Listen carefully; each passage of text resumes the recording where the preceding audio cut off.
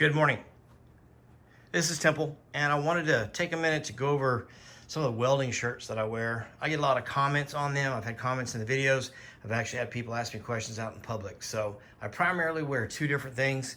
I haven't tested everything out that's out there, but I primarily wear two. I'm gonna go over the ones that I wear, what I like, what I don't like, a few pros and cons, and see if you guys have any suggestions for it. So let's get into it. So first and foremost, what I consider pretty much the original is the good old-fashioned Wrangler Cowboy Pearl Snap work shirt. I've been wearing these for years, back when I very first started even trying to weld. They're pretty much one of the most that's available, as well as they were pretty popular, and they still are. The good side, they're durable. They hold up real well. They also have a lot of different colors if you want some different styles to go with it. Secondly, they're not terribly expensive. You can pretty much pick them up in any type of dry goods store in little small towns. Any Tractor Supply has them, and they're around $30. So you get a lot of bang for your buck out of these. Be careful if you order them off Amazon. They're good, same quality, but they charge a lot more. I guess you get a premium charge just for having it delivered to your house. So you're looking at somewhere anywhere from $35 to $50, depending on who the vendor is, on this very shirt that, like I said, at Tractor Supply is $29 all day long. Like I said, they fit well. I find them comfortable, a lot of room in the shoulders. The downside, the one thing I have to pick about, is they have really small pockets. The pockets on these just don't hold a lot. I can get pen and glasses and a couple soapstones in there, but for anything else that I want to carry in the pockets, there's just not a whole lot of room. Other than that, though, this is still one of my day-to-day go-to shirts, and I really do like them. Up next, my other shirt that I wear, made by Western Welder. And this is their non-FR version. They have both FR and non-FR.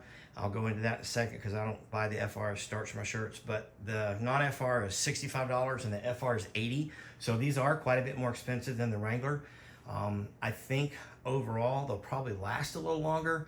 I've had none of them get torn up. I have had a couple of Wranglers that have ripped because they've just worn out. That is a heavier material. You can feel it. It's heavier cloth. They are a little bit longer in the tail. They are triple stitched, which makes them more durable. And the thing I really like is the pockets. The pockets are huge. I can put several things in each pocket, making it convenient to get to. So I like that about it. Again, it's a pearl snap, just like the Wranglers as well. And as far as that goes, they're also just a really durable shirt. The one thing about this shirt, I get commented on a lot. People will call it a jacket. I don't tuck my shirt in when I'm welding, just keeping sparks out of my pants as best I can. So my shirts are always untucked. But I get called or get asked, what's that jacket, a lot when I have this shirt on. And with these, they do have quite a bit of colors as well. You'll see some other colors here in a minute.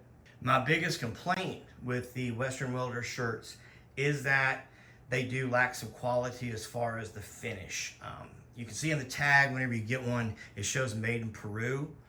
This company was started by a welder here in Texas, and they are located, I believe it's in Plano, but they're in Texas, which is great. They're a Texas company, but they do outsource these in Peru. And this is where I had an issue. I reached out to them hoping they'd correct it for me, and basically their answer to me was, oh, sorry, that happens.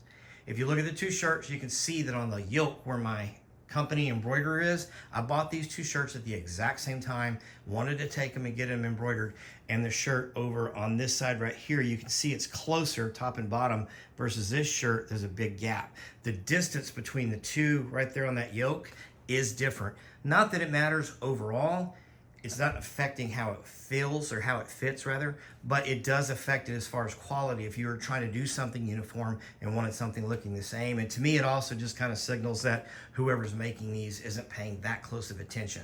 Additionally, I have another one of these shirts, it's gray, and it fits well. It's just the sleeves are close to an inch longer than every other shirt. It's kind of a pain because it pushes down on my hands. I want to just folding them up. So throughout the several shirts of Western Welder that I bought, again, they're good shirts, they hold up well, but I'm personally not very happy with the overall finish in general because the quality control is just not there. Now, I said what I just did about quality control. Overall, I still buy these shirts. I do like them. You can tell that they do take a beating. Look at this shirt. It's been beat up pretty good. It's got a lot of wear. It's got a lot of hot spots and arc spots that have gotten on there from slag and sparks. It still holds up pretty good. And they do protect you. They're good shirts. Again, I wasn't knocking the quality. The quality of these shirts is great. It's just overall they're not exactly finished because they're done, shipped out to another country to have them done. Now, I would be remiss if I didn't mention this as well. This is a shirt I occasionally wear. Sometimes I wear it in the shop. It's a lot lighter if I'm going to do some TIG work at the table. I don't need such a heavy shirt on. It's 100 degrees in the shop. Or I'm going to work on something that's extremely greasy, nasty, muddy. I don't really want to climb into. These are Carhartts. They're the loose fit Henley collared shirts. Again, you can pick these up at Tractor Supply. You can get them on Amazon. Again, they're a pretty cheap shirt. They hold up well.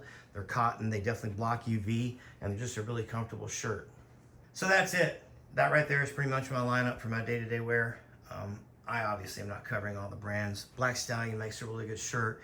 I know there's Martin Brothers or Martin shirts that are out there, as well as Wobros. There's some other shirts coming out. If there's other shirts you think I should give a try, give me a shout. Leave a comment below. Let me know what you think. To the starching. I have all my, well, except for the one on the right, the Carhartt t-shirt type. I have all my shirts starched, heavy starch. Starching a shirt adds to its resilience, its fire resistance. BBs do bounce off a little bit better, and it is a lot more fire resistant if you starch the shirt.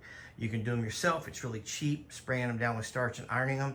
You can drop them at the cleaners and have them starched. Either way, I recommend starching them. It looks a little bit better overall, especially if you're showing up for a new job, or you're going to go out and do an estimate, or you want to look professional when you arrive. But secondly, it does prolong the life of the shirt, and it does help improve its fire resistance. Overall, that's it. That's what I've got for today. So if you have any questions or comments, please leave them below. Thanks for stopping by. Please click subscribe, and have a good day.